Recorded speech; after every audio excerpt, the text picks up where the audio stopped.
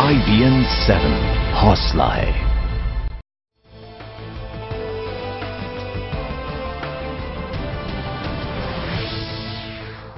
एक छत का अधिकार, जिस प्रकार से हमने मनरेगा का अधिकार दिया था, सूचना का अधिकार दिया था, उस प्रकार से दिल्ली में जो भी गरीब व्यक्ति है उसको हम छत का अधिकार देना चाहते हैं। आप सबका बहुत बहुत धन्यवाद।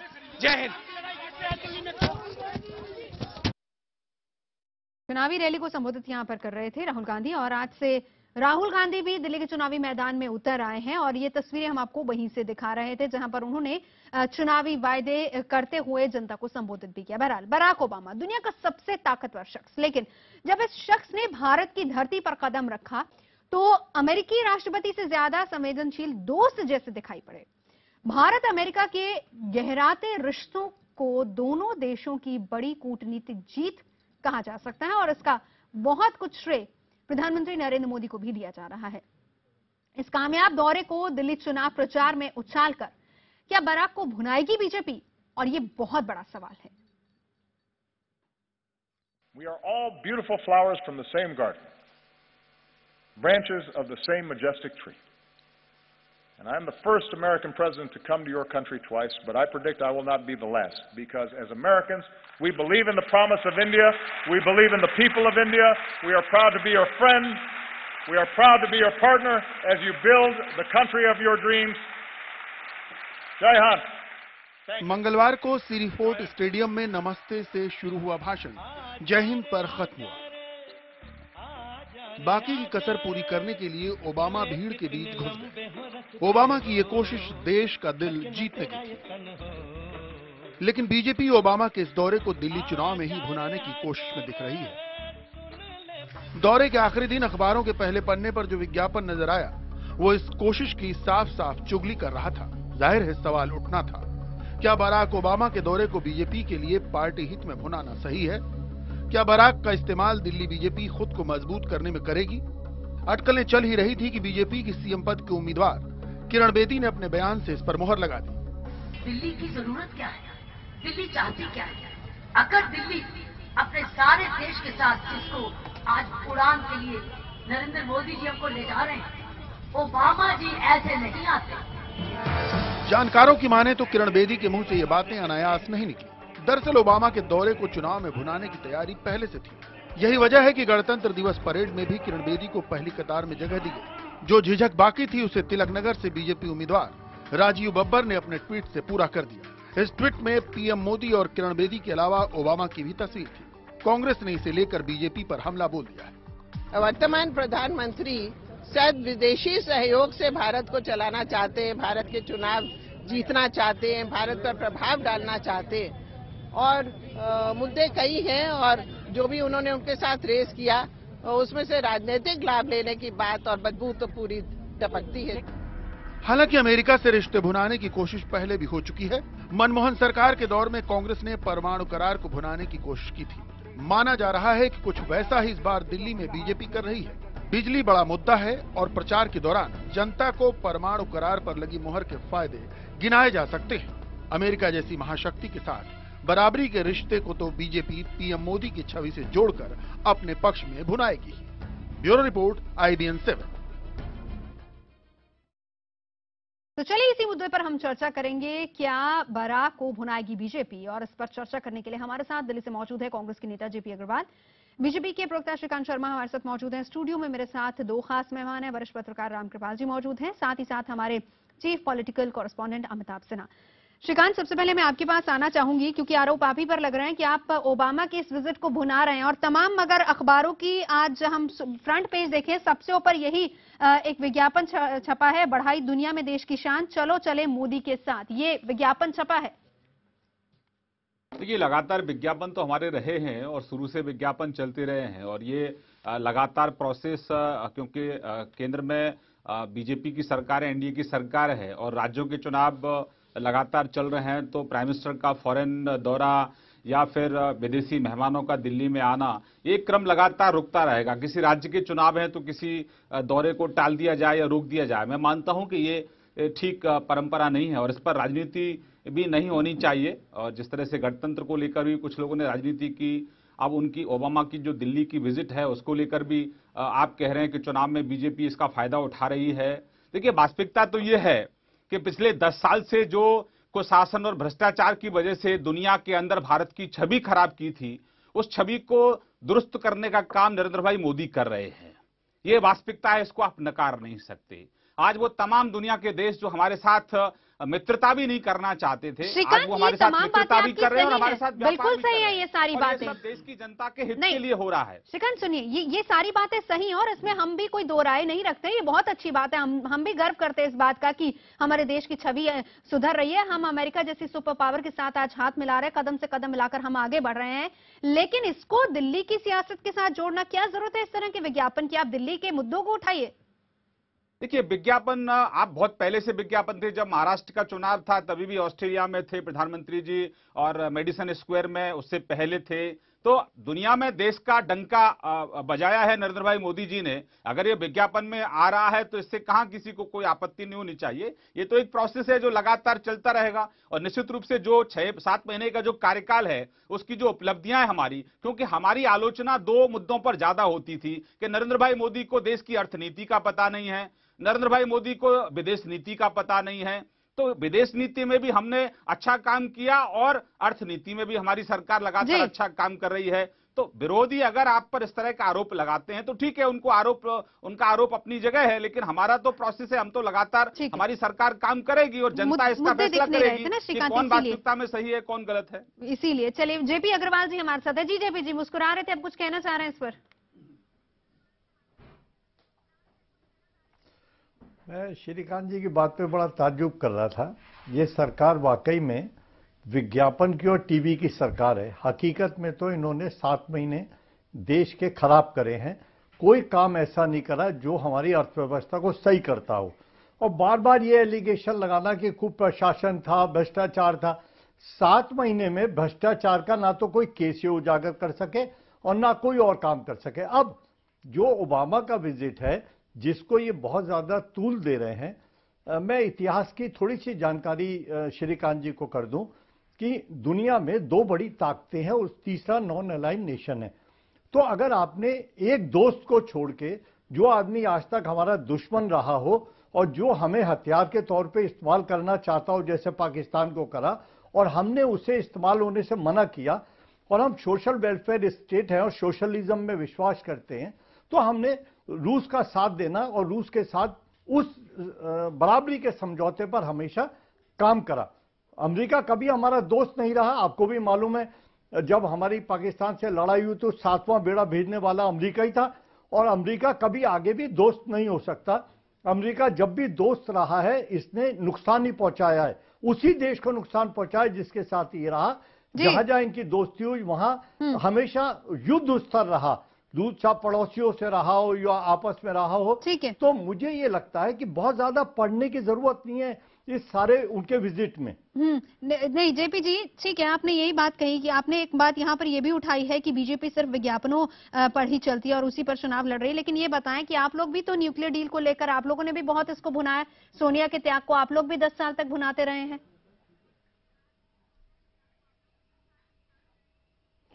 देखिए, जो हमारी डील थी 2008 वाली, जो अमेरिका के साथ समझौता हुआ था और क्यों रुका था, उस समय भारतीय जनता पार्टी ने बहुत जोर से शोर मचाया कि हम देश को बेच रहे हैं, हम अपनी जो नीति है, जो हमारे रिएक्टर्स हैं उनके लिए हम वो समझौता कर रहे हैं कि उसकी जाके इंस्पेक्शन कर ले बाहर की एजेंसी, और इन्होंने उसका सबसे ज्यादा विरोध करा था। उसी अमेरिका के साथ ये करार कर रहे हैं 2008 का करार में, और अब जो ये समझौता कर रहे हैं जिसके भी टर्म्स का मालूम नहीं, क्या इन्होंने समझौता करा है इंश्योरेंस पे और इंस्पेक्शन पे, तब पता लगेगा असलियत में क्या हुआ है। क्या हम वही खड़े हैं जहां पहले थे या इसमें कोई इजाफा हुआ है?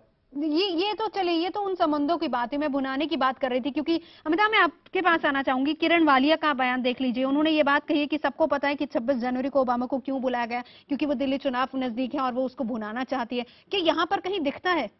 देखिए, जहां तक भुनाने की बात है, दो तीन चीजों से साफ है कि 3 दिन जब प्रचार का पीक आ रहा है उस समय तमाम जगहों पर नरेंद्र मोदी और ओबामा छाए हुए हैं, तो अब प्रचार की जरूरत नहीं है। इसमें बिना कहे बिना सुने प्रचार हो ही रहा है। एक चीज तो साफ है, दिल्ली की जनता का प्रोफाइल और डेमोग्राफिक प्रोफाइल काफी अब बदल चुका है। अब यहाँ का वो तबका है, हर पार्टी का एक कोर वोट बैंक होता है ना, जो इनका भी है, आम आदमी पार्टी का भी है, कांग्रेस का भी है। उसके ऊपर जो फ्लोटिंग वोट्स होते हैं वो ये तय करता है चुनाव के समय कि देश की स्थिति क्या है, कहां क्या हो रहा है, हमारा नेता कैसा हो। तो ऐसे में अगर नरेंद्र मोदी बराक ओबामा को 26 जनवरी को दिल्ली लाने में सफल हुए हैं मुख्य अतिथि के तौर पर, जाहिर तौर पर एक संदेश जाता है। बीजेपी कहे ना कहे अनकहा प्रचार तो हो ही रहा है यहाँ पर। रामकृपाल जी, क्या इन दो चीजों को मिक्सअप किया जा सकता है? यहाँ पर बिल्कुल अमिताभ ने एक बात सही कही कि आप कहीं ना कहीं प्रचार हो रहा है, लेकिन यहाँ पर 26 जनवरी को एक बड़ी ताकत का राष्ट्रपति हमारे देश में आता है, एक मेहमान के तौर पर हम उसकी अगवानी करते हैं, तो हर बार होता आया है, इससे पहले भी तमाम राष्ट्राध्यक्ष आते रहे हैं हमारे यहाँ पर।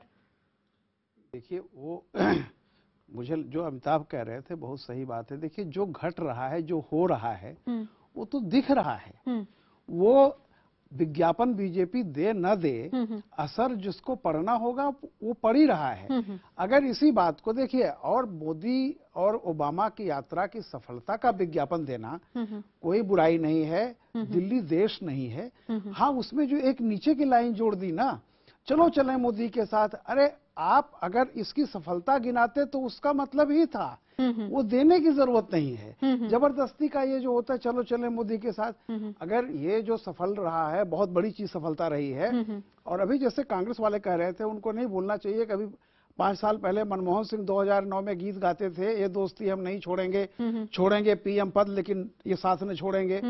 तो जिस दोस्ती के चलते, अमेरिका से दोस्ती के चलते ही न्यूक्लियर के सवाल पर मनमोहन जी ने कुर्सी दांव पे लगा दी थी, और इस देश का यूथ मनमोहन सिंह के साथ आके खड़ा हो गया और मनमोहन सिंह को दोबारा सत्ता मिलाया।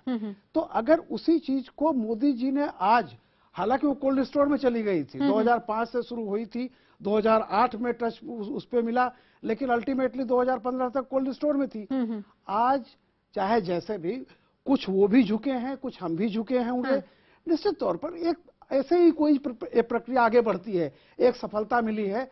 तो ये कहना कि 2008 में जो चीज 9 में चल सकती थी, न्यूक्लियर डील, अब उसका 5% भी असर नहीं होगा। दिल्ली का जो मतदाता है वो देख रहा है, 3 दिनों से वो लगातार ओबामा को देख रहा है। तो जो असर होना है हो चुका है। उसमें अपील अनावश्यक, चलो चले मोदी के साथ, जैसे वो कहीं और जा रहा था, आप उसको समझा रहे हैं। वोटर कोई जरूरत थी क्या ये लाइन लिखने की, चलो चले मोदी के साथ? क्योंकि दुनिया तो देख रही है, सारी बातें पूरा हिंदुस्तान देख रहा है, दिल्ली में हो रहा है, दिल्ली वासी देख रहे हैं, रादर दिल्ली वासी शामिल हो रहे हैं उसमें। देखिए, बहुत वरिष्ठ पत्रकार हैं, मैं कोई टिप्पणी नहीं करूंगा। ये हमारा कैंपेन का, दिल्ली स्टेट का कैंपेन है, और लगातार आप उसमें लाइन देखेंगे नीचे, तो हर स्लोगन के नीचे है कि चलो चले मोदी के साथ। ये एक हमारा स्लोगन चल रहा है, एक हमारा कैंपेन है। कह रहा था कि अगर ओबामा जी की इस विजिट पर, चूंकि देखिए आचार संहिता लागू हो चुकी है, मैंने ये कहा कि इसको, ओबामा की विजिट को, अगर आप ये नीचे की लाइन नहीं होती तो आपका फायदा भी होता, आपका नुकसान नहीं होता। कल को ये इशू उठ सकता है कि ओबामा की विजिट को, जबकि आचार संहिता लागू हो चुकी है, 1 हफ्ते बाद चुनाव है, तो ओबामा को चलो चले मोदी के साथ उससे जोड़ना, ये मेरा अपना मत है। श्रीकांत जी, दूसरी बड़ी बात यह है कि देखिए, अब इस देश में जो जिस तरह का वातावरण था जब हम सरकार में आए थे, तो अब हमारी प्राथमिकता है कि ज्यादा से ज्यादा निवेश यहाँ आए, ज्यादा से ज्यादा यहाँ के लोगों को रोजगार मिले, ज्यादा से ज्यादा टेक्नोलॉजी भारत में आए। तो ये लक्ष्य को हम मानकर आगे चल रहे हैं। लेकिन बड़ा मुझे दुख होता है कि जेपी अग्रवाल जैसे वरिष्ठ नेता कह रहे हैं कि मैं थोड़ा इतिहास का ज्ञान आपको दिखा दूं। मैं उस तरह की टिप्पणी तो उनके ऊपर नहीं करूंगा, क्योंकि मैं उनका सम्मान करता हूं। लेकिन वास्तविकता यह है कि जेपी अग्रवाल साहब, आपकी पार्टी सिर्फ टीवी चैनलों तक ही सीमित है, जमीन पर आप कहीं पर भी नहीं है। जनता आपको लगातार आपसे किनारा कर चुकी है, क्योंकि आपने जो कहा वो कभी करके नहीं दिखाया। आपके नेता लगातार अपने भाषणों से लोगों को बांटते रहे।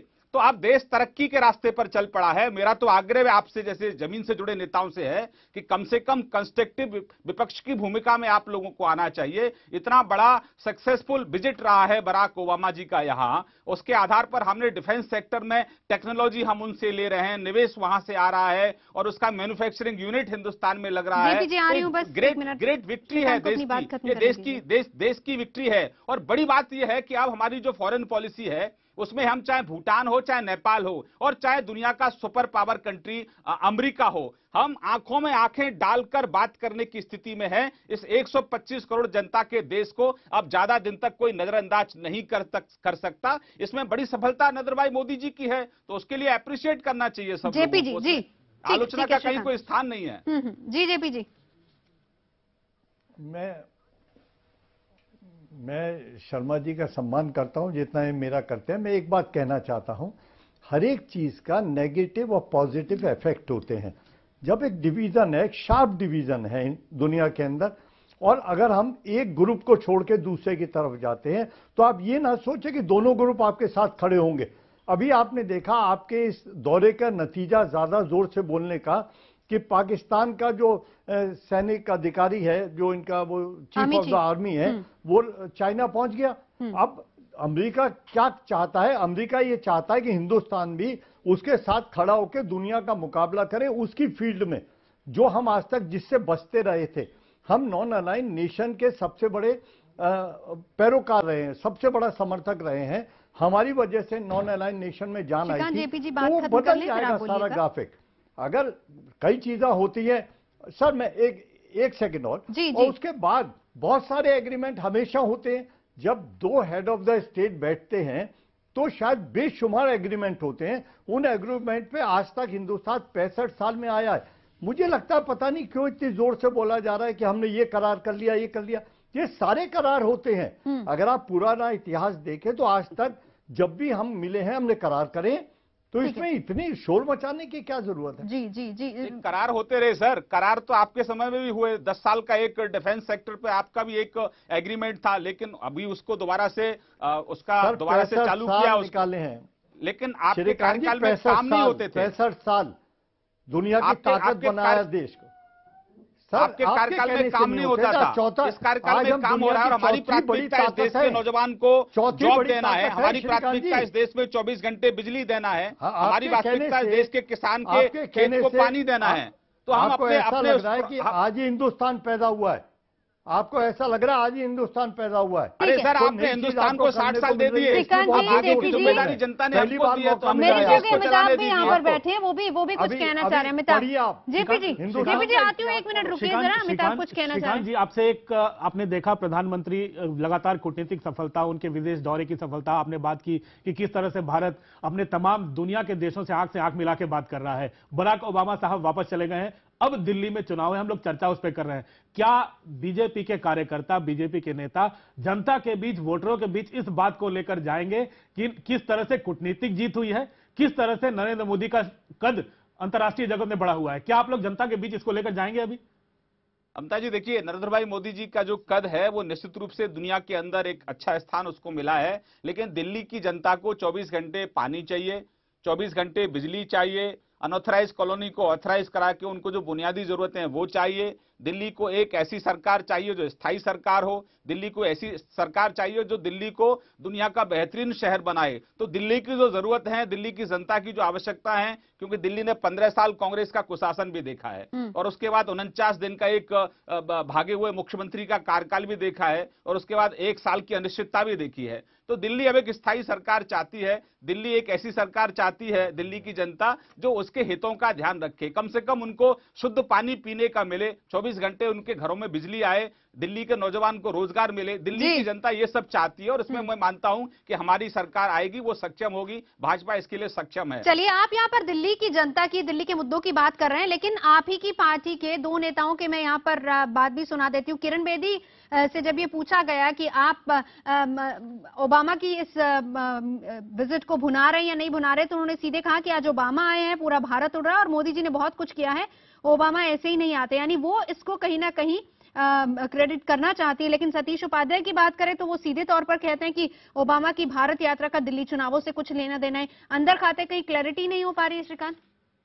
बिल्कुल स्पष्टता है, उनका कहना अपनी जगह है कि भाई जो हो रहा है वो हो रहा है। हम तो जो कर रहे हैं, 7 साल की जो हमारी अचीवमेंट्स हैं उनको लेकर हम दिल्ली की जनता के बीच में हैं और लोगों से आग्रह कर रहे हैं, प्रार्थना कर रहे हैं कि भाई दिल्ली में एक स्थायी सरकार के लिए एक ऐसी सरकार का चयन करिए जो केंद्र की सरकार के साथ कदम से कदम मिलाकर तो ऐसे लोग हैं जो अपने आप को अराजकतावादी कहते हैं, दूसरी तरफ ऐसे लोग हैं जो देश के अर्थ विकास में कहीं ना कहीं अड़चने पैदा कर रहे हैं, जो रिफॉर्म्स की हम लोग बात कर रहे हैं उसमें अड़चने पैदा कर रहे हैं। तो एक तरफ ऐसे जो कहीं ना कहीं क्रिएट कर रहे हैं।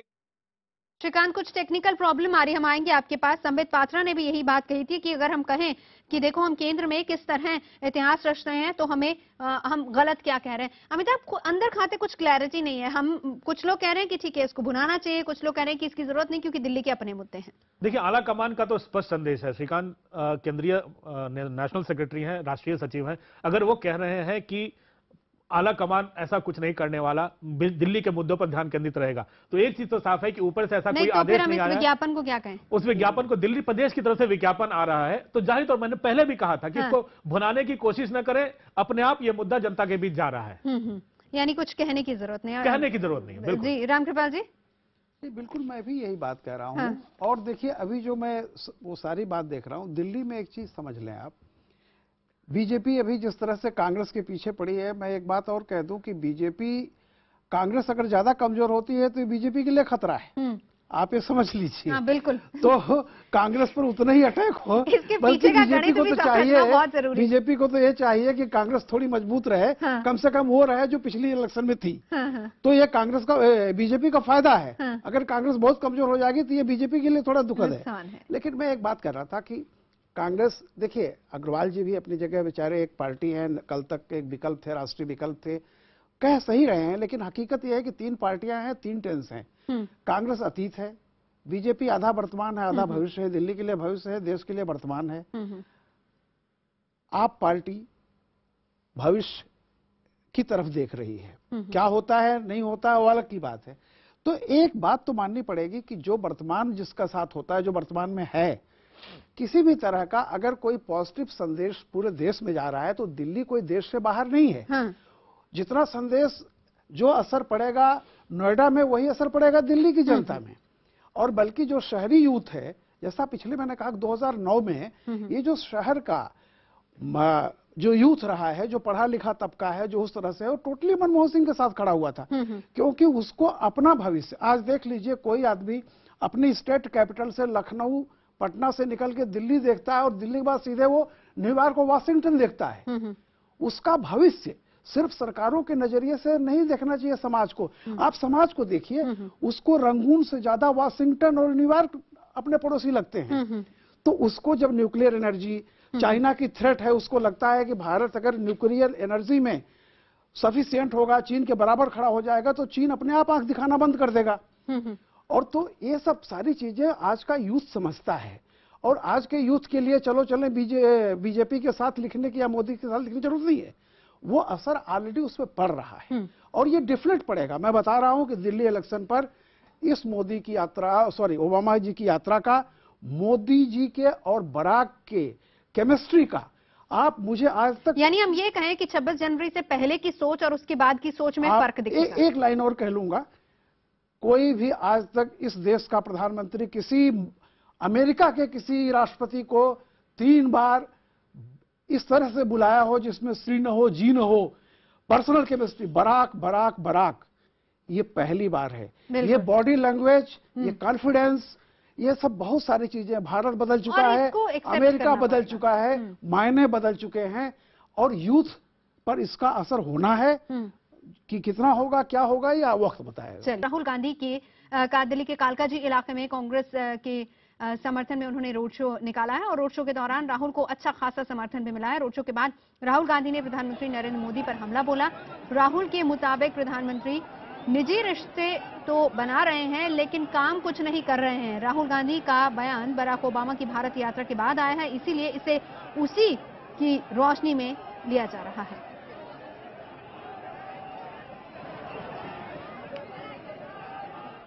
एनडीए की सरकार है और प्रधानमंत्री जी पीआर कर रहे हैं, अपना पर्सनल पीआर कर रहे हैं, मगर कॉन्क्रीट एक काम नहीं हुआ है। रियलिटी ये है और जनता ये पूछ रही है कि बातें कब बंद होंगी, काम कब शुरू होगा। पूरा, भैया एक सेकंड प्लीज, पूरा फेवरेटिज्म 2-3-4 उद्योगपतियों का हो रहा है, और जो गरीब लोग हैं, कमजोर लोग हैं, जिनको विकास की जरूरत है, प्रगति की जरूरत है, उनका कुछ काम नहीं हो रहा है। कांग्रेस पार्टी उन लोगों की पार्टी है, कमजोर लोगों की पार्टी है, गरीब लोगों की पार्टी है, और हम इसलिए वापस आएंगे कि हम गरीब लोगों के साथ खड़े रहेंगे, उनका हाथ पकड़ेंगे और एक बार फिर हिंदुस्तान को सही पटरी पे पहुंचाएंगे। The main issue in Delhi as far as I am concern is the poor people of this city. The poor people, जो गरीब लोग हैं, इनको यहां जगह देने की जरूरत है, उनको एक रास्ता दिखाना है, एक सपना दिखाना है। वो कांग्रेस पार्टी कर सकती है और हम इस पे 3 मुद्दे किया है और हम करेंगे। 3 मुद्दे पे हम फोकस करेंगे। 1 सेकंड में 3 मुद्दों पे हम फोकस करेंगे। कम से कम दाम पे बिजली और पानी, जो हमारे टेम्पररी वर्कर्स हैं, कॉन्ट्रैक्ट लेबरर्स हैं, उनको हम परमानेंट करने की बात कर रहे हैं, और अंत में राइट टू शेल्टर, मतलब हर एक गरीब व्यक्ति को एक छत का अधिकार। जिस प्रकार से हमने मनरेगा का अधिकार दिया था, सूचना का अधिकार दिया था, उस प्रकार से दिल्ली में जो भी गरीब व्यक्ति है उसको हम छत का अधिकार देना चाहते हैं।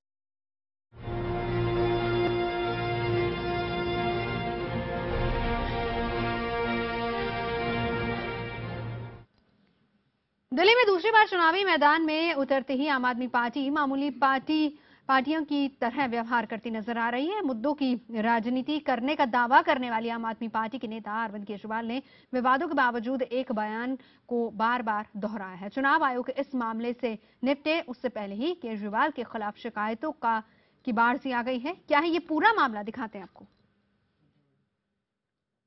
ऐसे दोनों पार्टियों से लेंगे, लेकिन वोट इस बार धोखा देंगे इन लोगों को। ऑटो के पीछे लगे आम आदमी पार्टी के इन पोस्टरों पर आखिरकार किरण बेदी की चुप्पी टूटी। बीजेपी की सीएम उम्मीदवार ने अरविंद केजरीवाल को कानूनी नोटिस भेजा है। नोटिस में किरण ने बिना इजाजत पोस्टर पर अपने नाम का इस्तेमाल करने पर ऐतराज जताया है। यही नहीं, किरण ने केजरीवाल को 24 घंटे के भीतर पोस्टर हटाने की चेतावनी दी है, जबकि आम आदमी पार्टी का कहना है कि बीजेपी भी केजरीवाल का इस्तेमाल अपने पोस्टर में करती रही है। मुझे लगता है वो अपना नैतिक आधार खो चुके हैं, नैतिक धर्म भी अपना भूल गए हैं। किसी व्यक्ति को उसको बिना पूछे अपने घर में ही सर्टिफिकेट ईमानदारी के वो छापते हैं। किसी को वो अपने आप को ईमानदार कहते हैं, दूसरों को अवसरवादी। अवसरवादी तो वो है। बीजेपी ने तो बनारस के अंदर बहुत सारे आपत्तिजनक पोस्टर और पर्चे बंटवाए थे। बीजेपी ने अपने सोशल मीडिया में अरविंद केजरीवाल के फोटो का इस्तेमाल किया है, तमाम टिप्पणियां की हैं। क्यों किया है, किससे पूछ के किया है? इस बीच बीजेपी ने केजरीवाल के खिलाफ चुनाव आयोग से भी शिकायत की है। इनमें पुरानी शिकायतों के साथ साथ किरण के पोस्टर की भी शिकायत दोहराई गई है। दिल्ली बीजेपी अध्यक्ष का आरोप है कि केजरीवाल चुनाव आयोग को नखदंतहीन समझते हैं। इसमें ये सीधे सीधे कोड ऑफ कंडक्ट का वायलेशन है और इस पर उनके खिलाफ तुरंत कार्रवाई होनी चाहिए। जिस तरीके से इलेक्ट्रॉनिक मीडिया के ऊपर ओपिनियन पोल पर रोक लगाई हुई है, केजरीवाल लगातार अपने स्कूटर्स, ऑटोमोबाइल्स के पीछे, ऑटोस के पीछे जिस तरीके से एक वो ओपिनियन पोल का सर्वे लगा रहे हैं और वो लगातार कोड ऑफ कंडक्ट का वायलेशन है। दूसरी ओर कांग्रेस ने भी केजरीवाल के खिलाफ मोर्चा खोला है। नई दिल्ली से कांग्रेस उम्मीदवार किरण वालिया ने चुनाव आयोग में केजरीवाल पर हलफनामे में झूठ बोलने की शिकायत की है। वालिया के मुताबिक केजरीवाल ने हलफनामे में दिल्ली के बीके दत्त कॉलोनी के घर का पता दिया है, जबकि वो गाजियाबाद में रहते हैं। इसके अलावा केजरीवाल के खिलाफ धोखाधड़ी का मुकदमा दर्ज है, जिसे उन्होंने चुनावी हलफनामे में छुपाया है। पब्लिक डोमेन में चर्चित केस है और एक एक्स चीफ मिनिस्टर अपना एड्रेस हर बार गलत बता रहे हैं और ऐसे व्यक्ति का नाम इलेक्टोरल रोल से हटा दिया जाना चाहिए। जाहिर है, जैसे जैसे चुनाव करीब आता जा रहा है, शिकायतों और नोटिस की सियासत गर्माती जा रही है। आरोप प्रत्यारोपों का ये दौर अभी और तेज होगा। देखने की बात यह है कि किरण की कानूनी नोटिस का केजरीवाल क्या जवाब देते हैं। ऑटो से ये पोस्टर हटते हैं या नहीं? Bureau report, IBN 7। तो सभी खास मेहमान हमारे साथ मौजूद हैं। श्रीकांत, मैं आपके पास आना चाहूंगी क्योंकि किरण बेदी ने बाकायदा ये अल्टीमेटम भी दिया है कि जल्दी से जल्दी ये पोस्टर तुरंत हटने चाहिए। अगर ऐसा नहीं होता तो क्या होगा आपका अगला कदम? देखिए, जो व्यक्ति अपने आप को अराजकतावादी कहता है, जो व्यक्ति झूठे आरोप लगाता है और उसके झूठे आरोप के जुर्म में जेल जाता है, जो व्यक्ति 26 जनवरी की परेड का विरोध करता है, उसको डिस्टर्ब करने की बात करता है, जम्मू कश्मीर पर पाकिस्तान की भाषा बोलता है, उस व्यक्ति से और क्या आप अपेक्षा कर सकते हैं। केजरीवाल जी का सिर्फ और सिर्फ फोकस ये है कि किसी भी तरीके से मीडिया में सुर्खियों में बने रहो, कुछ ना कुछ न्यूसेंस क्रिएट करते रहो, जिससे कि इलेक्ट्रॉनिक मीडिया उनकी उस न्यूसेंस को हाईलाइट करता रहे और वो मीडिया में बने रहें। लगातार दिल्ली की जनता का अपमान कर रहे हैं, कहते हैं कि भाई बीजेपी से भी पैसे ले लो, कांग्रेस से भी पैसे ले लो, लेकिन वोट आप मुझको दो। लगातार चुनाव आयोग उनको नोटिस दे रहा है, उसके बावजूद भी उसका कोई वो संज्ञान नहीं ले रहे हैं। उसी तरीके से किरण बेदी जी को कहते हैं कि वो अवसरवादी है और आप अपने आप को कहते हैं कि वो ईमानदार हैं। अरे भैया, भ्रष्टाचार के खिलाफ तो अन्ना जी के आंदोलन आप शामिल थे उसमें, और अचानक उसी भ्रष्ट कांग्रेस के साथ मिलकर आपने सरकार बना ली। आप कहते थे राजनीति गंदी चीज है, आप कहते थे सरकारी मकान नहीं लूंगा, आप मेट्रो में चले एक दिन। तो अवसरवादी कौन है वो तो दिल्ली की जनता बहुत अच्छे से समझती है। एक ऐसी महिला जो पहली देश की महिला आईपीएस अधिकारी हैं, जो 40 साल का प्रशासनिक अनुभव उनके पास है, भ्रष्टाचार और खासतौर से महिलाओं के अपराध के खिलाफ वो लगातार शेरनी की तरह लड़ती रही हैं। तो उस तरह उनका पोस्टर लगाना, उस पर लिख देना अवसरवादी, मैं मानता हूं कि चुनाव आयोग को गंभीर संज्ञान लेना चाहिए और ऐसे आगे इस तरह की घटनाएं ना हो, एक कठोर कार्रवाई उनके खिलाफ होनी चाहिए। जेपी जी, किरण वालिया ने भी कांग्रेस की तरफ से शिकायत दर्ज कराई, हालांकि वो उनके एड्रेस को लेकर है, लेकिन इसके अलावा बार बार इस तरह की बातें सामने आती हैं और केजरीवाल फिर से यही बात कहते हैं कि अगर चुनाव आयोग मना करेगा तो फिर मैं ऐसी बातें नहीं करूंगा। ये कही जाती है लेकिन फिर से हो जाती हैं बातें।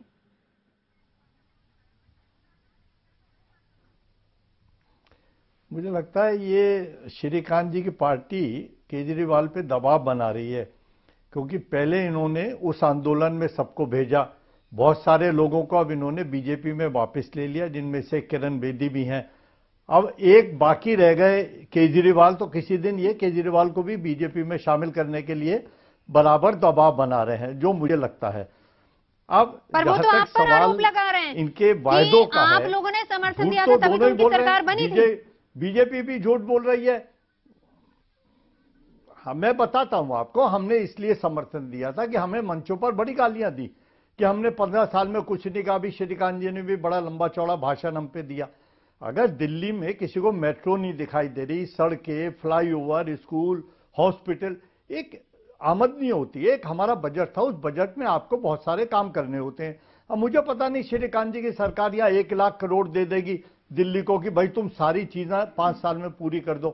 तो सवाल यह है कि जो चीज नहीं हो सकती उसका वायदा बीजेपी भी करती है, जो चीज नहीं हो सकती झूठ बोलने का वो केजरीवाल भी करते हैं। तो ये ए और बी टीम है, कांग्रेस इससे बिल्कुल अलग है। हम हमेशा वो चीज दिखाने की कोशिश करते हैं जो सच्चाई है। अगर किसी को वो सच्चाई ना दिख रही हो, ए और बी टीम की बात कर रहे हैं जेपी जी, जिसका भी कुछ शासन की ये बात कर रहे थे। देखिए अग्रवाल जी को अपनी बात कहने का अधिकार है, लेकिन अभी आपने राहुल बाबा को बोलते हुए सुना, वो क्या बोल रहे थे कि हम लोगों को पक्के मकान देंगे। भाई 15 साल आपकी सरकार थी, आपने पक्के मकान क्यों नहीं दिए? आप शुद्ध पानी तो नहीं दे पाए दिल्ली की जनता को। हमारे तैयार है झूठे वायदे करना। हमने तो कहा है कि हम अभी नहीं देंगे, हम तो 2022 में जो झुग्गी में रहते हैं हमारे मित्र, उनको पक्के मकान बना के देंगे। और हमने तो कहा है कि आपकी तरह झूठे सर्टिफिकेट, सोनिया जी ने झूठे सर्टिफिकेट बांटे, जो लोग अनऑथराइज्ड कॉलोनी में रहते हैं उनको गुमराह आप लोगों ने किया, हमने थोड़ी किया। हमने तो उनको कहा है झूठ बोल रहा हो, हमने तो उनको कहा है, हमने उनको कहा है। देश का प्रधानमंत्री मैं अपनी बात का जवाब दे रहा हूँ। उन्होंने कहा कि 2022 तक हम मैंने आपकी बात का जवाब दे रहा हूँ। सुनो तो सही सर, मैं आपकी बात का जवाब दे रहा हूँ। आप अच्छा आप दे दो, फिर मैं बोलूंगा। आपकी पार्टी ने जो अनऑथराइज्ड कॉलोनीज में लोग रहते हैं उनको झूठे सर्टिफिकेट आपने दिए। आप 15 साल में दिल्ली की जनता को शुद्ध पानी तो आप पिला नहीं सकते, आप पक्के मकान कहां से देंगे? आप तो लगातार सर 60 साल से इस देश में रूल कर रहे हैं। तो आपने ये जो अभी राहुल बाबा बोल रहे हैं कालका जी में, ये सब आपने क्यों नहीं पूरा करके दिया? 15 साल से तो आपकी लगातार सरकार थी यहाँ। तो जो झुग्गी बस्तियों में लोग रहते हैं उनको पक्के मकान आपने क्यों नहीं दिए? आपने उनको शुद्ध पानी क्यों नहीं दिया पीने का? आपने 24 घंटे उनको बिजली क्यों नहीं दी? लगातार कटौती रही है, कहीं 4 घंटे कहीं 8 घंटे। तो आप तो सर पर श्रीकांत वो तो ये कह रहे हैं कि आप कुछ ही दिनों में आप अरविंद केजरीवाल को भी अपनी पार्टी में शामिल कर लेंगे। जेपी जी का तो यहाँ तक कहना है।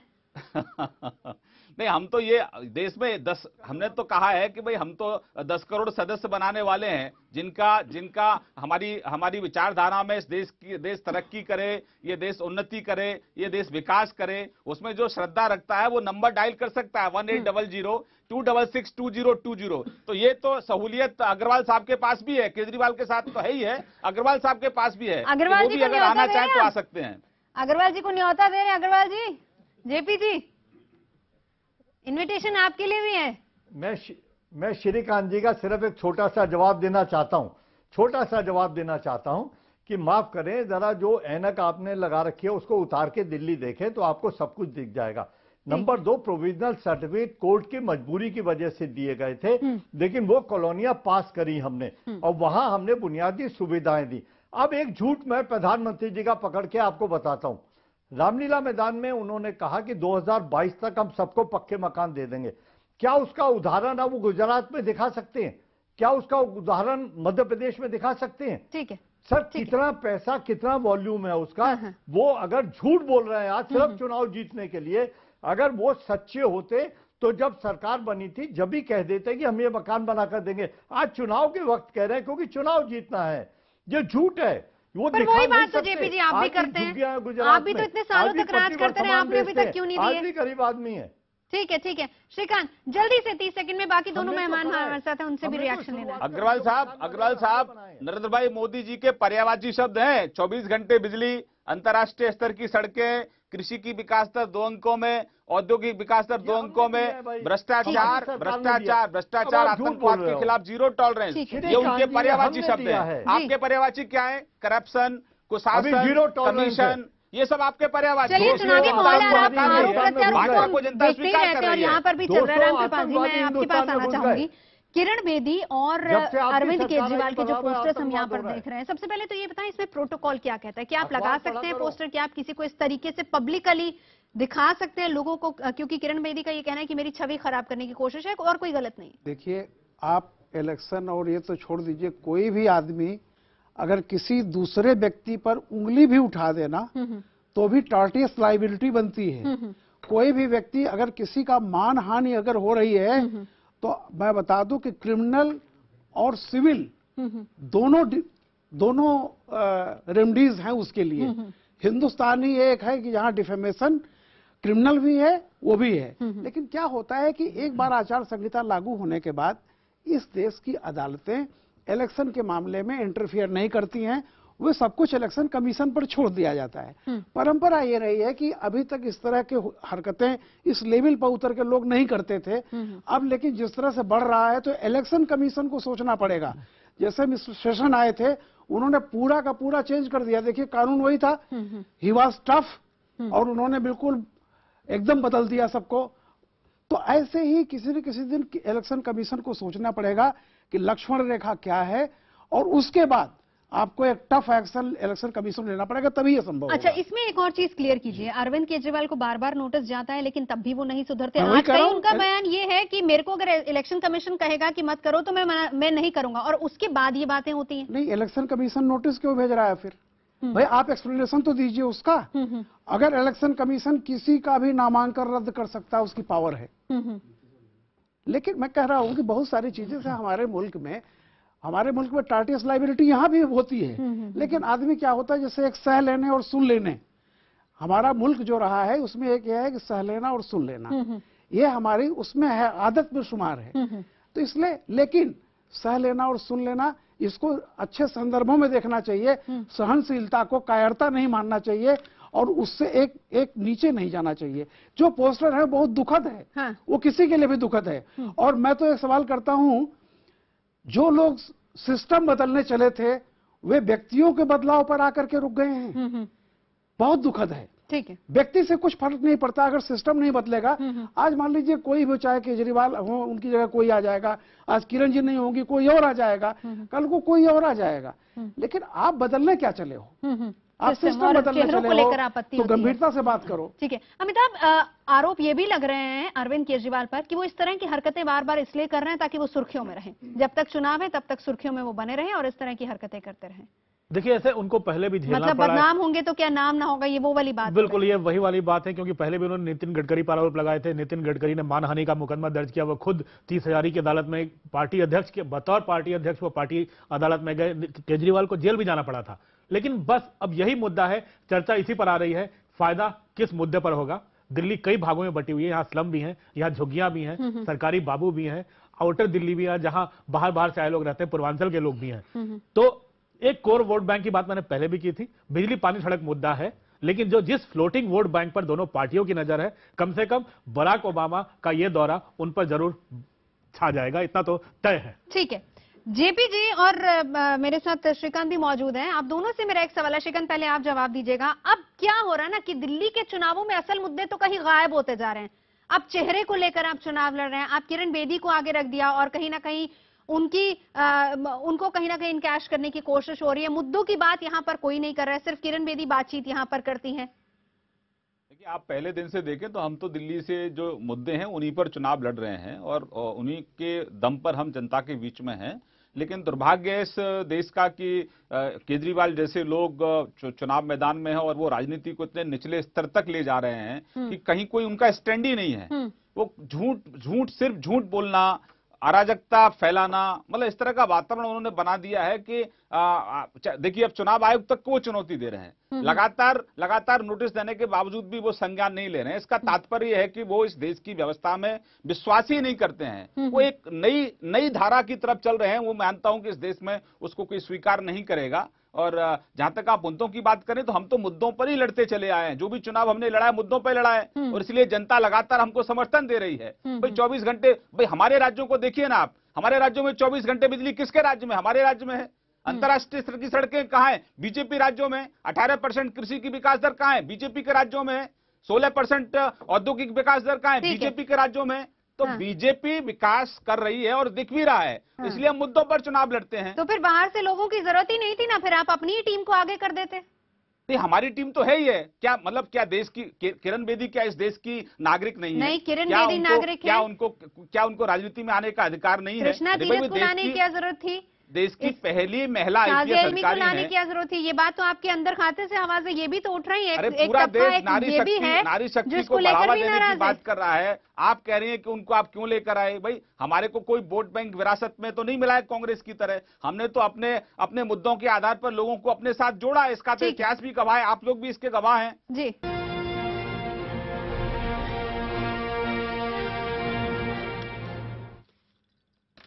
तो चलिए ब्रेक के बाद आपका स्वागत है। और एक सवाल जो मैंने श्रीकांत से किया था उसका जवाब भी लेना जरूरी है जेपी जी से कि अब सियासत जो है वो मुद्दों पर नहीं हो रही है। यहाँ पर मुद्दों की बात नहीं कर रहे हैं, आप चेहरों की बात कर रहे हैं, चेहरों को लेकर सियासत हो रही है। जी जेपी जी।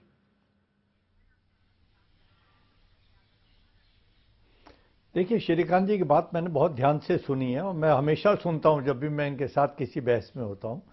सवाल ये है कि दो चीजें साबित हो गई किरण बेदी को लाने से। पहला ये कि जो प्रधानमंत्री जी के 7 महीने का कार्यकाल है वो बिल्कुल बेकार है, उसके नाम पे वोट नहीं मांगा जा सकता। रामलीला मैदान की रैली फेल हो गई। दूसरा ये तभी इन्होंने ढूंढ के किरण बेदी को कहीं से लाए कि शायद इसके नाम से वोट मिल जाएंगे। किरण बेदी को लाने का मतलब यह हुआ कि दिल्ली भारतीय जनता पार्टी में एक भी नेता इस स्तर का नहीं है जिसके नाम से वोट मांगे जाएं या जो बीजेपी को दिल्ली में जितवा सकता हो। उन सबको बांध के इन्होंने कूड़े के डिब्बे में फेंक दिया और सिर्फ किरण बेदी जो एक पुलिस के डंडे के साथ आई है उनको इन्होंने अपना नेता घोषित कर दिया। अब मैं ये जानना चाहता हूं जो श्रीकांत जी कह रहे थे कि उन्होंने एक सेकंड मैं ये जानना चाहता हूं कि क्या महिलाओं की सुरक्षा के लिए किरण बेदी ने कब आवाज उठाई सिवाय अन्ना हजारे के बीजेपी के भेजे हुए दूध की तरह अन्ना हजारे के यहाँ काम करते वक्त। और उसके अलावा आप बताइए दिल्ली में कब इन्होंने महिलाओं की सुरक्षा की आवाज उठाई? ठीक है, कब महिलाओं के लिए काम करा? कब गरीब आदमी के लिए काम करा? कब गरीब आदमी के लिए आंसू बहाए? नहीं, वो तो उनके एनजीओ है ना जो बराबर चलते रहते हैं। ये तो पुलिस के डंडे से झुग्गियां हटाती रही और पटरी वालों को हटाते रहे। ठीक है, तो ये अगर किसी व्यक्ति के नाम से वोट मांगने तो माफ करना, ये फेल हो जाएंगे बहुत बुरी तरह। ठीक है, बहुत शुक्रिया। यानी सियासत अभी भी सिर्फ और सिर्फ चेहरों पर ही हो रही है, मुद्दों की बात अभी भी यहाँ पर कोई नहीं कर रहा। बहरहाल बहुत बहुत शुक्रिया आप सभी का, आप सभी यहाँ पर आए। तो दिल्ली चुनावों को लेकर आरोप प्रत्यारोपों का सिलसिला जारी है। इस पर हमारी खास पेशकश हम आपको दिखाते रहेंगे, लेकिन फिलहाल मुद्दा में इतना ही।